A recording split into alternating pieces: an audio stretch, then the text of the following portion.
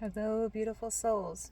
So, I'm at one of my favorite hiking spots. I think my first spot where the land really started to speak to me and show me what ley lines of the world and serpent mounds and ancestral type ancient burial grounds, some Naga stuff, the secret of the secrets, the underworld kind of real world stuff. And I want to move and run and work so much. But recovering, I can only push myself so much because I don't want to go backwards. But it's really hard to just be not push myself and have the faith that I'll get better, because that's what I've done all my life. When you have physical illnesses that cause chronic inflammation, that cause mental illnesses, and then you get all that, start to heal from all that under the worst circumstances in the world, and then you got to go and meet it all again because you haven't done all your shadow work. That's life. That's especially life in the ghetto. When you're trying to come up out of it, it's the hottest place in the world to come up out of, I think. Especially when you've been the scapegoat and the abused one in the family.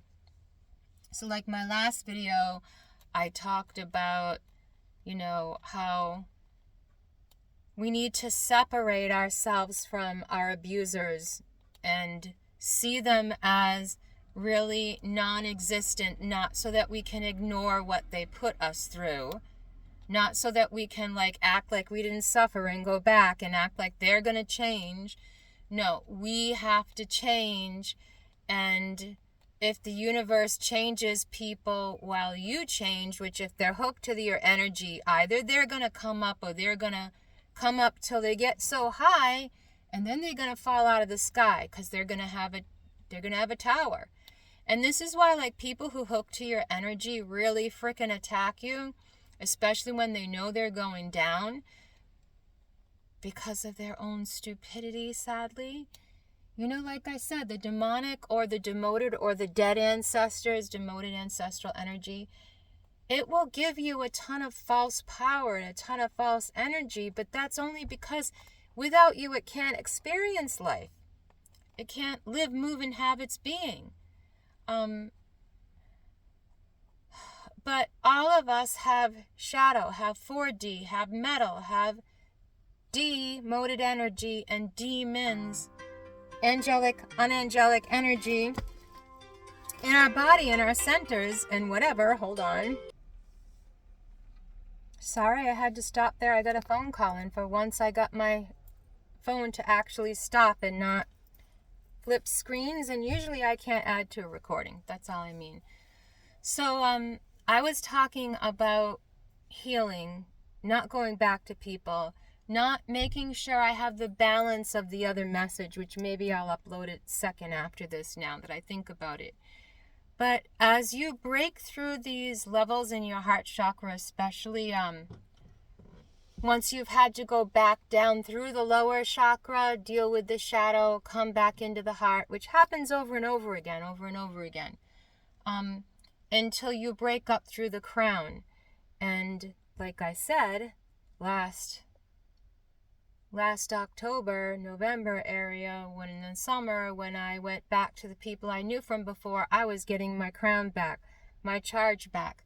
If I was going down this time, I was going to go down. When you feel good, it's easy, much easier to say, I'll take the fall, than to actually when you've had to go through it. And this is multiple times for me. These near-death experiences have been my whole life. And when my charge starts back up again and I'm at a low level, I take a lot of energy. I take a lot of life force from the people around me. And the people I grew up in and all the ignorant people, they hate me to begin with already because my body naturally does that. Like my mom's does, but she also is mean on purpose to get the high out of it while she's doing it. My thing is being nice and happy. Staying in my heart space, having a good time. I've always been more like that. So when you're having to like Inanna going down into the depths and coming back up, and down into the depths and coming back up. It's a cycle. Cycle of the earth, cycle of the seasons, cycle of the mental psyche, more depressed during the winter, whatever, things die off. It's a cycle in life, above, below, within, without. Everything cycles.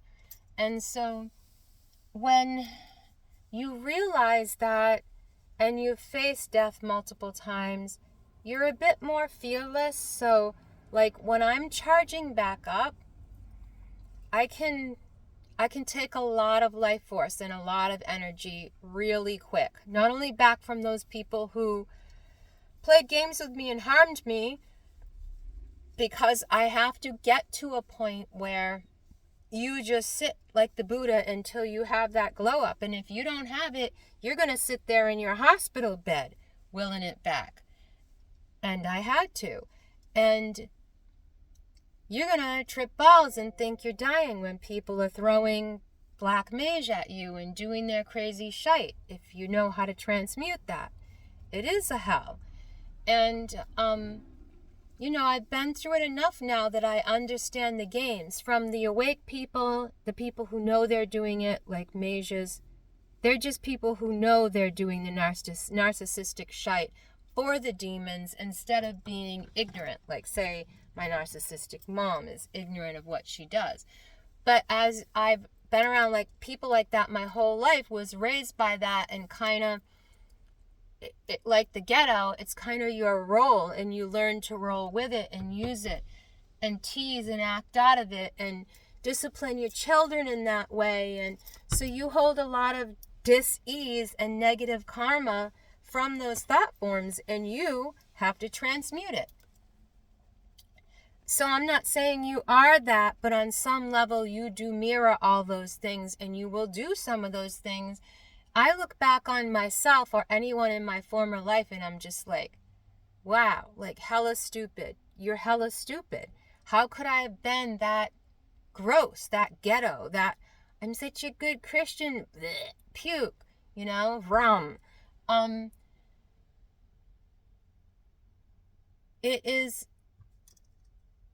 It's just something you learn as you purify yourself. And I don't want to get up into that ego place where I'm thinking I'm better than other people, or that people should understand me or comprehend me or work with me as I go on this up and down, because most people who vlog, like, it's a hell of a lot more interesting. They're not telling you how they're going through their metamorphosis and their spiritual change while in the ghetto and dealing with demonic stuff.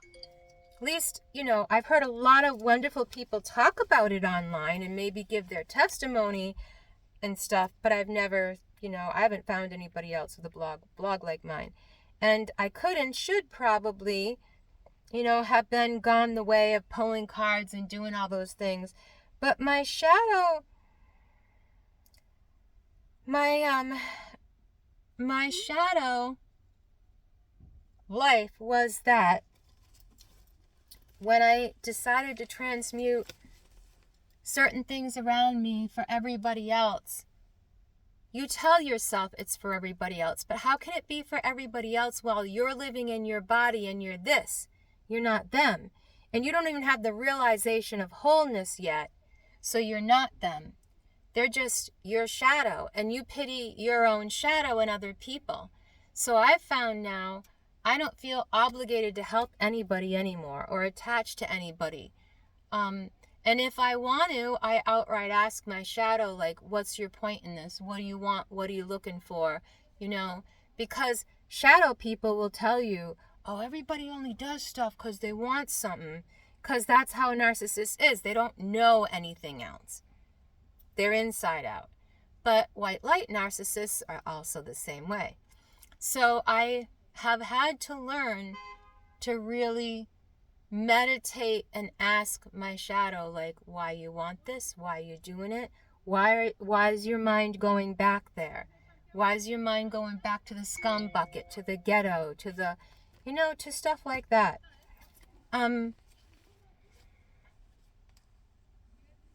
So what I'm saying when you meet your shadow people, I'm not saying like to love like that BS away. Sorry, I gotta answer a text. I usually never get text. Anyways, so I'm not saying love like that away. I'm not saying pretend you're a good girl. There's a lot of witches that were self-actualized, but they couldn't be around people anymore. So they went out into the woods, they went out into the whatever. Now most witches are aesthetic witches, or they're just way into their shadow, or black magic, or they got a dark life on the side, but they look all good and crispy on the outside. Like whatever, they're where they are. But I'm just saying that I didn't want to go that route. When I started to go that route, it wasn't clear to me. So when I worked with shadows and those things, I always worked it alone by myself, because I didn't want to be like everyone else. I didn't want to mirror anyone else. And I think that need to hermit and pull away as a Scorpio probably made me suffer a hell of a lot more, but at the same time, suffering a hell of a lot more when you know you're called to do something different with your life, not better, different, it turns out to me in the end better. Because the people to me that told me to hermit all the time, but they couldn't, they were just forcing that on me, like their love like BS, you do my work, I don't want to do it, I'll just come up on everything else you were and take what you have and wear it like a sheep's skin, I'm a wolf, sort of black magic shite. All that stuff is turning over in the astrology right now. The lineup in the sky is literally changing the whole wheel up. If you kind of think of it as a cog, like if you think one has to turn so far before the one on the outside, it clicks into that and switches the whole cog or system up. And that's what's happening in the astrology. And that's what happens in these times when we go through these big shifts. So the demons that are common for this era have to fess up. They have to change. They have to give their energy up to things over them, higher ups. And sometimes it's the same with us light people or light workers or whatever. I stay in the center of it all. They're taken up like a current. They're a plant. They're cultivated. You think of the whole Christianity story. You're cultivated for the gods in this time. So whether or not you want to be cultivated for the gods or the demons is totally up to you. It'll go by where you are and who you are in your shadow.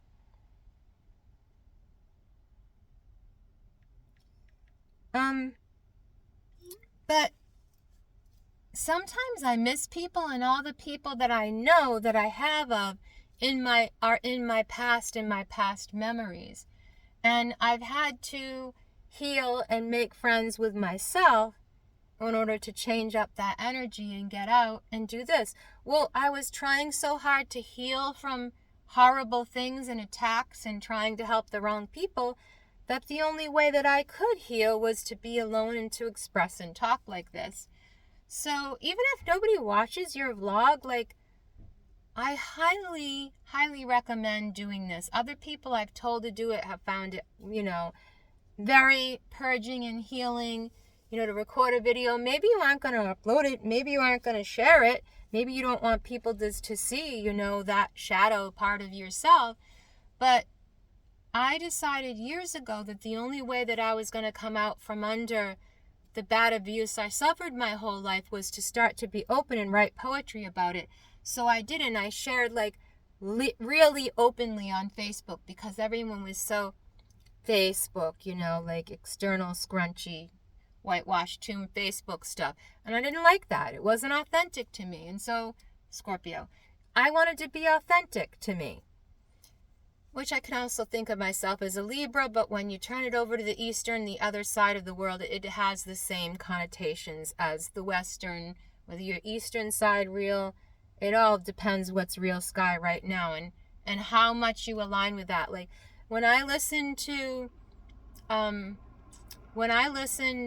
cards being turned, tarot readings, or astrology, I'm always like, oh yeah, I see that pattern, but I see how I'm ahead of it and where I was months ago when that was first overshadowing, and I've already processed it, or I'm already moving through it, or whatever. And you'll get to that place in your spiritual walk, like I've said many times before, where you're kind of ahead of the collective. So you don't want to be part of a collective. You want to be ahead of a collective. I'm not saying don't be part of a group of people and have your loves and whatever. Not that at all. I'm saying if you want to get above or beyond the matrix, oh my goodness, it's getting too crowded here, I'm going to leave. So if you want to be above that, comparing yourself to yourself and looking the world as your shadow and not wanting to rest in the collective shadow or even the astrology like other gurus say, you can and you should rise above it. Not saying I'm some great ghetto guru. But that's what the person who was taking my life force and trying to take my destiny and swap out wanted. That's what they wanted. So I guess in a way, sort of, I am that, you know. And I know there's ghetto Buddhas. Like, funny story. This week I posted a picture of Buddha in a couple places on my feed saying, you know, F off, I'm meditating. And I was just waiting for the comeback from the people that don't get it, who really aren't following Christ or Buddha anyway, so they're not in a place to judge. But they were, like, someone had to get on this and say, I really don't think that that's what Buddha would be doing. And funny, they're the type of person who's, like, live wild, bikey, you know, artsy. But they're the, oh, this is how a Buddha acts. This is how a Devi should act. This is how, no, an enlightened person knows themselves as themselves, operating for themselves in the realm that they're operating on, at whatever level that is. It's know thyself. It's not be a copycat of some king first Buddha that existed thousands of years ago in a different yuga when, obviously, for kings in that yuga, the energy was a hell of a lot high, so why should they act the same as us? We're not them. So the person had to say that, and I said, oh no. I said, the middle finger in the ghetto represents the middle path in that Buddha. Buddha took the middle path to enlightenment. He found austerity was too much. It ruined the body, so that one couldn't actually reach enlightenment, that it had to be a balance for your own body, mind, and spirit. And that's what the Buddha's about, about. It wasn't like Jesus, oh, he's so holier than thou. No, the guy said and did things that broke the law all the way around. He kept the law while exposing the lie of the law. He went into a table in a church, in his ghetto temple, because they had dumbed it down and put animals in there, and betting and gambling and selling illegally and doing all these things they weren't supposed to do. And so he scourged people with a frickin' whip, beat them, and turned tables over. He was called a drunk and a wine bibber. He was a partier. And we don't want to look at that Jesus. We don't want to see that Jesus. We just want to whitewash Jesus as fake Christian nationalism has done for so many years, and so many of us blindly followed to the point where we literally lost our minds and our lives and the teachers. And I'll talk about the Naga in another video, which I've always related to since I was a child, but of course you're told that that's evil, and it's not. It's just they had to crown their belly for a time, and it was because they infiltrated humans in a way they were not supposed to infiltrate them. And I much rather go along with the Vedic stories than with the Christian nationalist stories, because anything I won't follow, even if Vedic or Buddhist or anything's turned into religion. And this is what I mean by F off. Literally, I've had to do it in my life. F off, I'm meditating. Like, literally, people don't get it unless it's that in their face. And you're not being evil. You're following the middle path. Get out of the way. I'm going to heal. I'm meditating. So Mara, step aside. You know, get out of the way, or I'm going to cleanse the temple. And if I have to do that with a scourge to myself or other, I'm going to do it.